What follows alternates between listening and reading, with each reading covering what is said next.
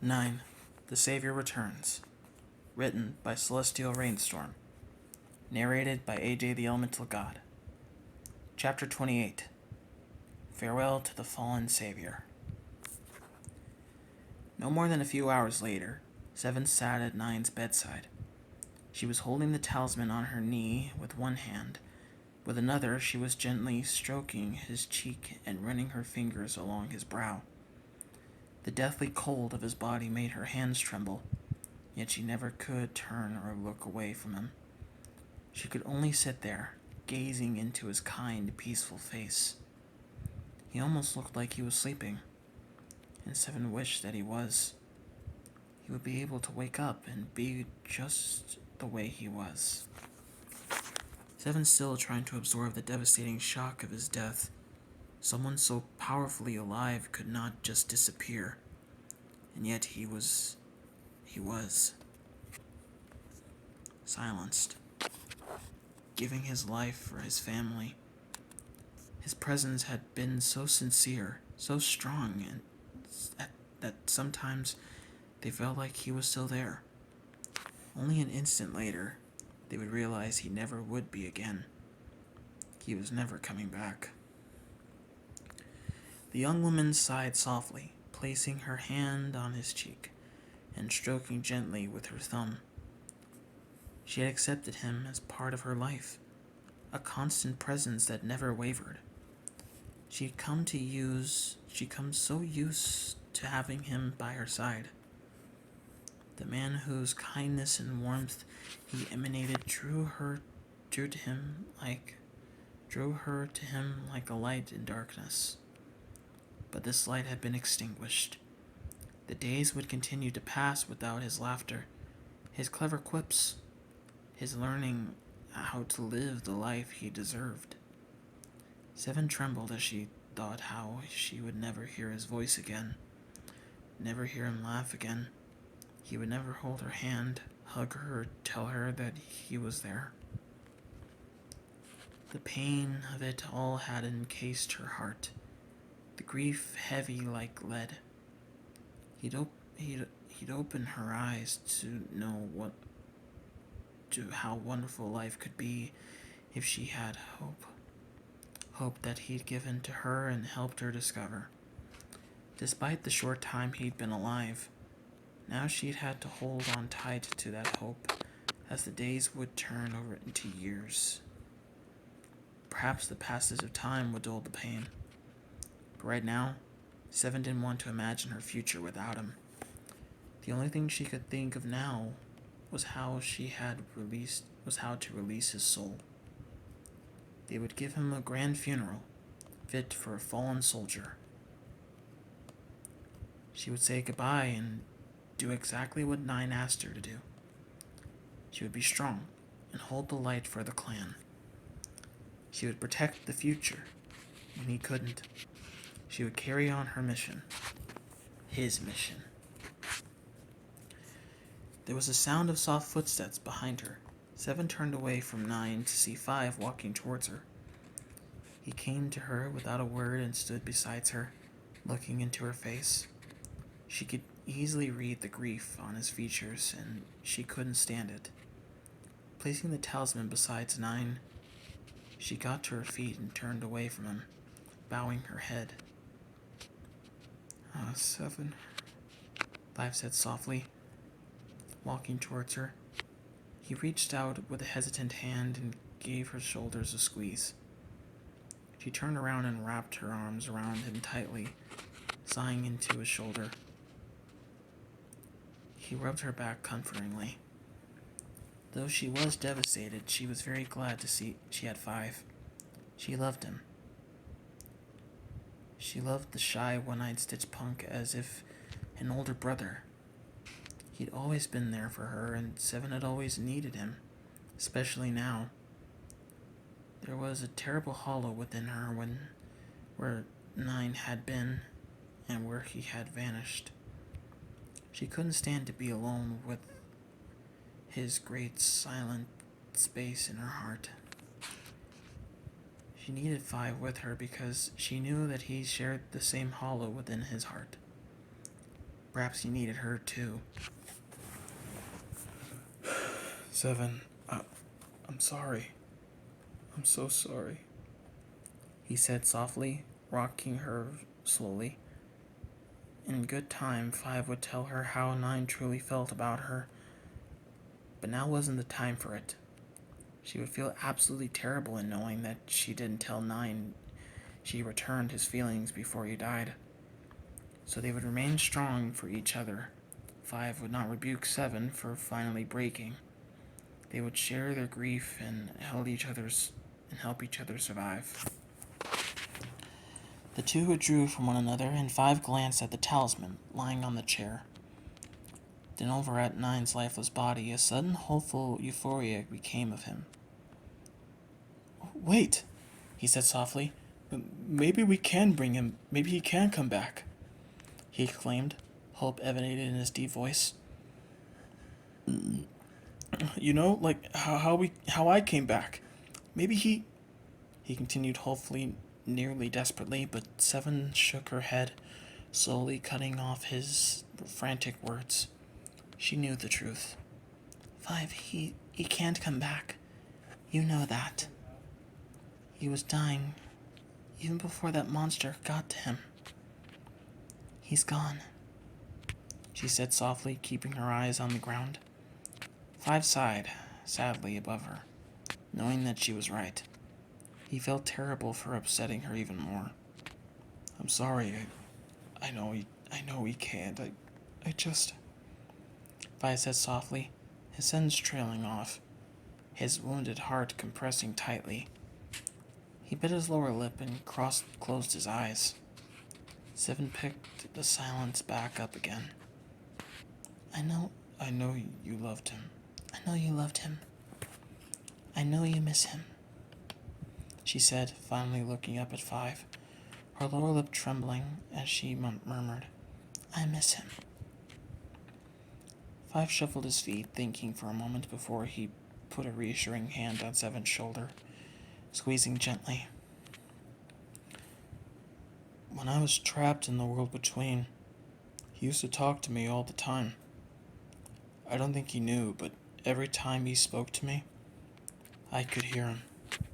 Every word, if you ever need every word. If you ever need to, talk to him when I'm not around, or when I'm not the one you need, I promise that he'll hear you. 5 said to her softly, looking into her eyes. 7 sighed quietly, nodding somewhat comforted at 5's words.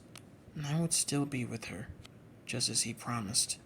She then reached over and gently placed up the talisman, holding it between him. I don't want to do this alone. You know the sequence? 5 eyed open, and he looked down at the talisman. Yeah, he taught it to me. A long time ago, she said, her voice strained. She took a deep breath, trying to steady herself, and bit her lower lip to stop the trembling. But 5 saw. He reached out and took 7's hand. He cared a lot about you, he told her softly. She nodded. I know. He cared about everyone. He shouldn't have died. I wasn't quick enough. I tried to get him before it happened. I just don't make it in time, she whispered, closing her eyes tightly, her fingers constricting around 5's. He shook his head at her. Don't blame this on yourself. No one could have stopped him. He was hurt so badly there was nothing we could have done. He was going to end the war no matter what, and it just happened. It was no one's fault. 5 told her reassuringly, giving her hand a feeble squeeze. She smiled at him, faintly, and withdrew her hand from his. He stood by her, giving her a much-needed company while she did this. 5 understood that she did not need his hand. She needed a different one. She needed 9's. Come on, she said, beginning to walk away towards the door that led to the courtyard. 5 nodded and paused for a moment. Turning, he faced 9's body and gently slid his arms underneath his cold, limp form, tenderly holding the body of his best friend to his heart. 5 followed 7 to the courtyard. After releasing his soul, it would be time to say goodbye. However, 5 didn't call the others. He knew that he and 7 needed to release them themselves. They were soon in the courtyard, a gorgeous place with fountains, benches, and bridges made of ornate stones. 5 kneeled beside 7 and gently placed 9's body on the ground. Sighing softly and sadly for a fleeting moment, 7 could close her eyes and the scene immediately appeared in her mind. She remembered so clearly each symbol drawn in the earth beneath them. 9 showed her the twins and 1 the sequence. She then faintly heard his voice in the back of her mind, the last words he'd ever spoken. "You'll be okay. Don't be afraid." She opened her eyes, never wanting to let go of those words. She sighed sorrowfully and lifted the trembling hand. She knew it was time. She couldn't allow him to stay trapped any longer. With her index and middle finger, she pressed the first key. The bright green glow of the symbol reflecting in her and 9's eyes. She blinked and paused for the length of the heartbeat. Feeling 5 tense up beside her, his eye wide. Through. She pressed the second key, her hand still trembling. Much to her horror, the talisman began to tremble. The metallic surface began to snap, beams of light shining between the cracks. If crumbled now, 9's soul would be destroyed. 7 tightened her fingers upon the talisman and lifted her hand one final time. She pressed the final key. The symbol immediately lit up. The eerily bright green glow shone on 5 and 7's face as they bent over the talisman, still quivering slightly, the female's hand. Everything became quite still and silent. Heart. Through the heart. And then, it shook so violently. 7 could no longer hold it. As it dropped from her hands and landed on the ground, it literally exploded. The enormous sound echoed throughout the courtyard. A blinding green light enveloped the world around them. The force of the blast knocked both 5 and 7 backwards, as tiny shards of the shell of the talisman flew in every direction, disintegrating as they hit the ground. Fountains and bridges, the talisman was gone forever. Horrified, 5 quickly helped 7 to her feet as they watched the luminous green glow fill the area. It then shrank slowly until it was a small light, hovering in midair. They shared a bright green light hovering in front of them. 5 and 7 shared a glance of shock and horror. The talisman was gone. He couldn't be. His soul couldn't be destroyed. Suddenly, a light seemed to pull onto itself as a form started to appear. Small glistening particles surrounded the light. Something began to appear from the light as it took its form. Finally, the light disappeared onto it and made up a form of a male ragdoll, the number 9 radiating off its back.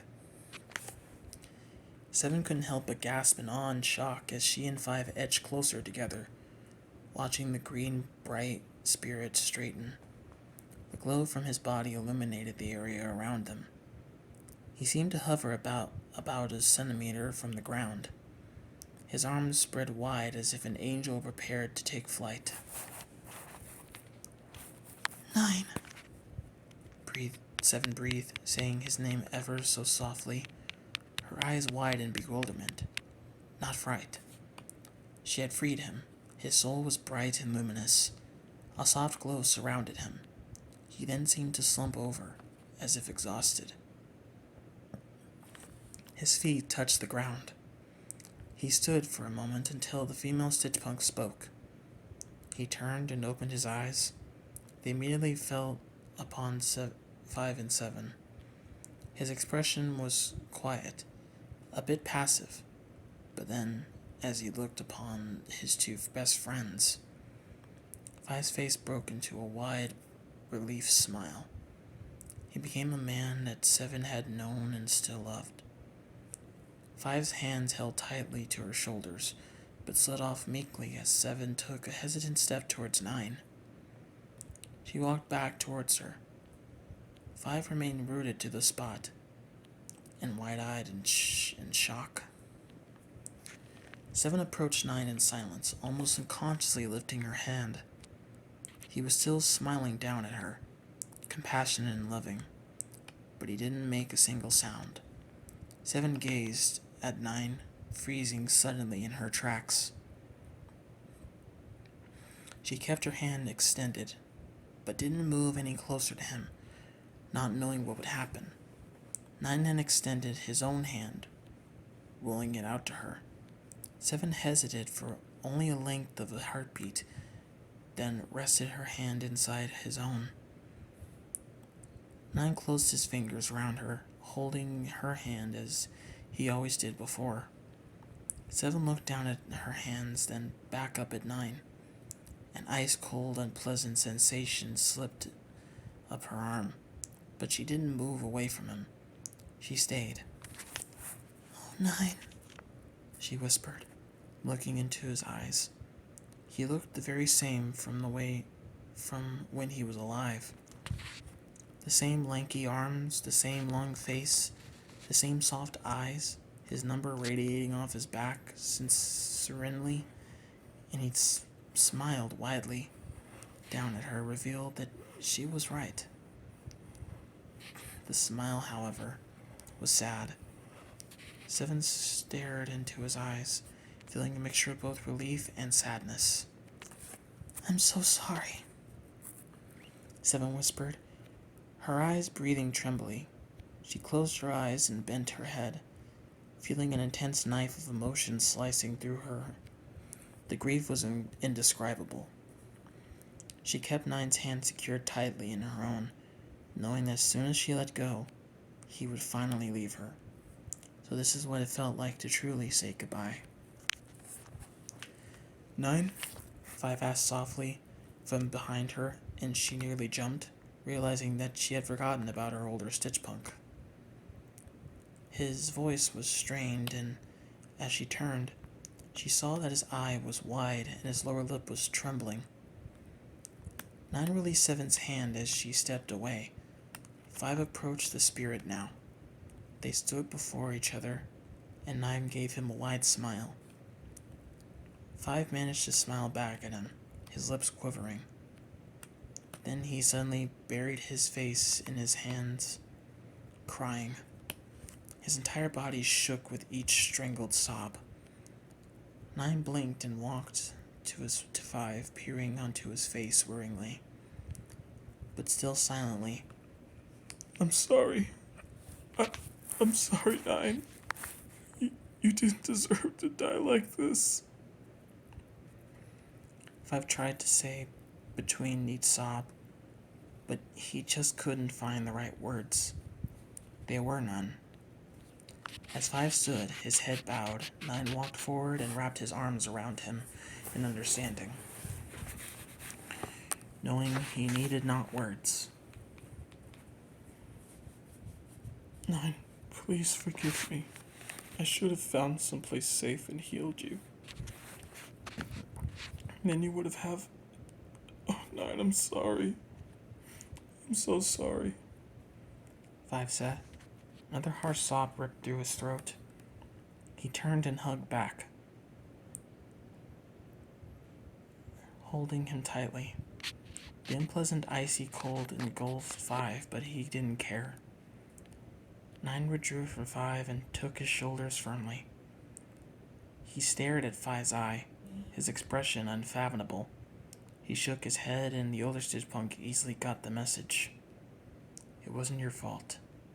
Don't you dare think that. 9? He said, his voice stressed one more. He bent his head, leaning on Nine's chest as he broke down once again. He was thoroughly overwhelmed by grief, and he continued to weep, wrapping his arms tightly around his soul. He wasn't sure how he was able to touch Nine, but he didn't care. He just couldn't bear to let go of his entire body shook, racked with fierce sobs that came from the very depths of his voice box and tore their way through his lips. Nine rubbed his back soothingly, hugging him tightly and closing his eyes. He couldn't describe the sadness he felt as Five cried in his arms. His face crumpled with grief, wishing he didn't have to leave him, but he had no choice in the matter. Then they withdrew from one another. Five took a deep breath and stayed standing still, and then stood tall. I will take care of them. I promise, Five said, proudly taking the mission in his hands. Five lay a hand on his shoulder, nodding back. He knew that Five was going to be brilliant when he couldn't be there. The two looked at each other's eyes, knowing that this was their final farewell. Goodbye, my brother, he said softly. The two shared a long gaze, knowing that it was what they'd been all along. Five then gave Nine a small smile, and he returned it. He then backed away from Nine, the soul's hand still held out. He nodded, finally letting Nine go, before turning away and heading back into the cabin to retrieve the others. As he passed Seven, he gave her a look of understanding. She needed to say goodbye to Nine alone. Nine watched as Five walked away from him, looking heartbroken. He let his hand drop and turned to look at Seven. His eyes were sincere yet solemn, as he gazed into his quiet face. She knew that it was time. She needed to say her final goodbyes. Suddenly Nine looked straight up into the sky, blinking. Seven looked up as well, as she saw that the cloudy gray sky. However, she knew that Nine was not looking, but listening. They're calling, aren't they? They want you to come, Seven says. Nine looked back at her and nodded. Seven sighed, knowing that she was keeping him from moving on. Taking a step forward, Seven raised her arms. Nine immediately opened his own and pulled Seven towards his celestial body. She didn't feel him touch her, but was pulled towards him with some indescribable force. The two embraced for a moment. Seven rested her hand on his shoulder. She never wanted this moment to end. With every fiber of her being, she wished she didn't have to leave. He didn't have to leave. Withdrawing from Nine, she took his hand on her own. She couldn't tear her eyes away from him, holding onto his fingers as tightly as she could. Nine didn't look away either. He reached up, spreading his fingers. He hesitated for just a moment before tentatively touching his fingertips to Seven's cheeks. She pressed her face into his palm, closing her eyes and inhaling slowly. She needed to say it. She needed to tell him so he would know forever. Nine, I need to tell you, she began, trying to find the right words to say. She squeezed his fingers even tighter, feeling nothing but a deathly cold. Nine peered closer to her, brows raised. Seven sighed, looking up into the green eyes. She took solace in knowing he would know how she felt when he was in the place where he was meant to be. I love you. I will always love you, no matter where you are, Seven whispered softly. looking at him for a moment before bowing her head and closing her eyes.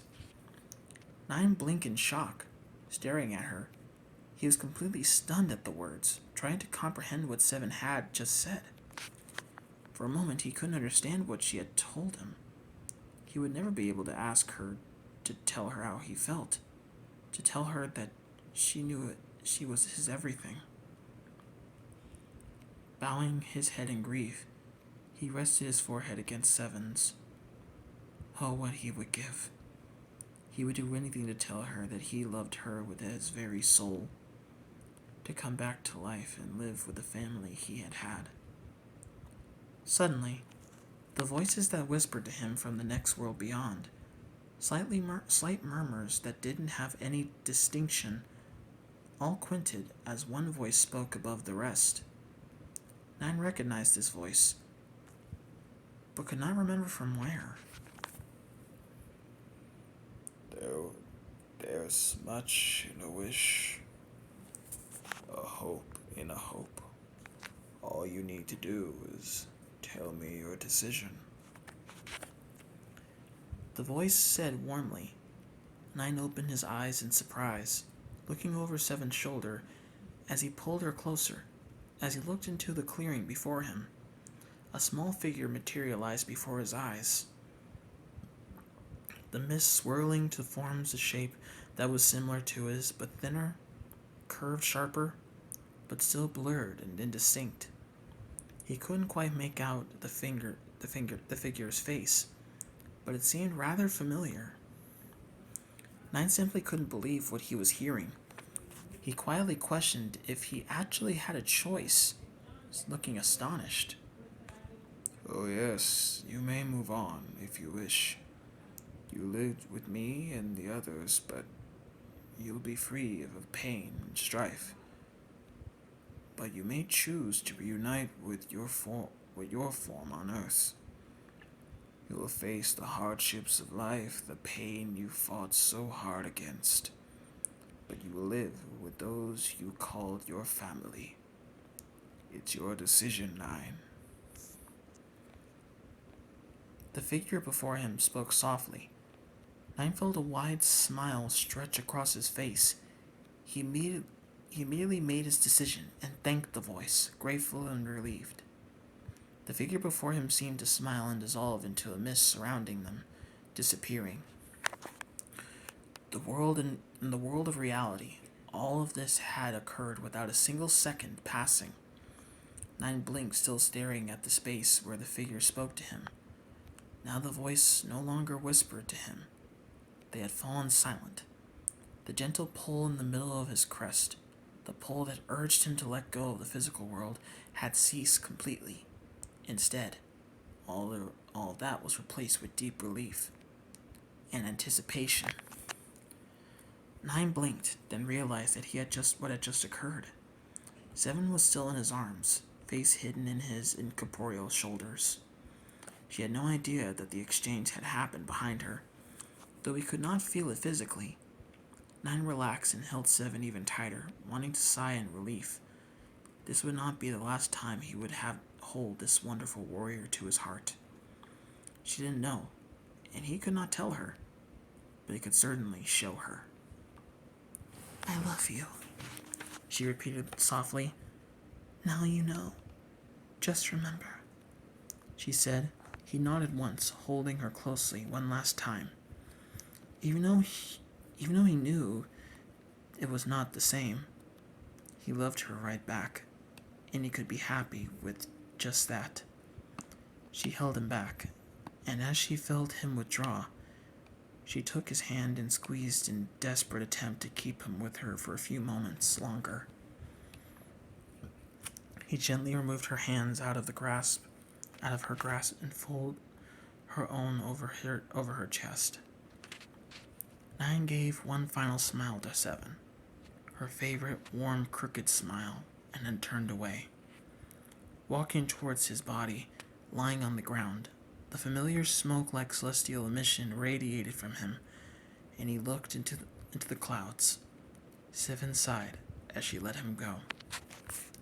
Goodbye, 9. she whispered before turning away, unable to watch him leave forever. However, before she could take a single step, she caught a glimmer of light out of the corner of her eye. The whole area began to glow with the bright green light. The wind around her began to howl, mingled with a strange, slow whistle. Startled, Seven whirled around. Time itself seemed to slow as she saw what was happening behind her, her eyes wide in shock. Nine's broken body was lifted into the air, surrounded by green, glistening particles. A bright green wisp of smoke circled him before dissolving into the lustrous celestial particles and weaving their way into his mouth and through the thick tan burlap threads of his chest, right over his scar. His body slightly rotating in air and suddenly glowed a blinding green light. Each stitch of fabric on his body shone brightly, glistening with his celestial particles from another world. Seven could only watch in amazement and bewilderment as Nine's body slowly lost the glow. She couldn't believe what had happened as her heart seemed to skip. The glowing particles evaporated into the mist as Nine's body was slowly lowered to the ground. He was laying down softly and everything became still and silent. The wild phenomenon came to a close. Seven's spirit gave a great leap, her hopes raising. Did this really just happen? By some miracle, was Nine's soul reunited with his body? Could he have possibly come back? Turning around, Seven stared at Nine's body still lying lifelessly on earth. He didn't move or breathe. There was no indication that he was alive. Nine? Seven asked softly, permitting herself to wait. She could not approach Nine's body. She knew that if she ran to him, wrapping her arms around him and begging him to open his eyes, he never would. She would realize that he indeed moved on to the land beyond. There he would be safe and warm and free of pain. As she looked over him, he remained still. He didn't move and didn't breathe. Seven's lower lip trembled and she turned away, closing her eyes. How foolish she was. She couldn't believe she had actually allowed herself to believe that he had come back to her. She needed to accept the truth. Nine had left and she was never going to see him again. She needed to accept the fact that he was dead. He was gone. Until he grimaced in pain. Then he was gasping for air, his chest raising and falling rapidly. Seven whirled around, stunned. She gasped sharply and shook as she saw Nine's hands fly to his chest, his fingers digging into the fabric skin, and his ragged breaths became softer. He blinked opened weary eyes and closed them again. Sighing softly, Nine slowly struggled to sit up, groaning lightly in pain, and immediately coursed through his body. With a violent trembling hand, he clutched his injured side as he bent over, taking a deep breath, sighing softly as he looked into Seven's eyes. End of chapter 28.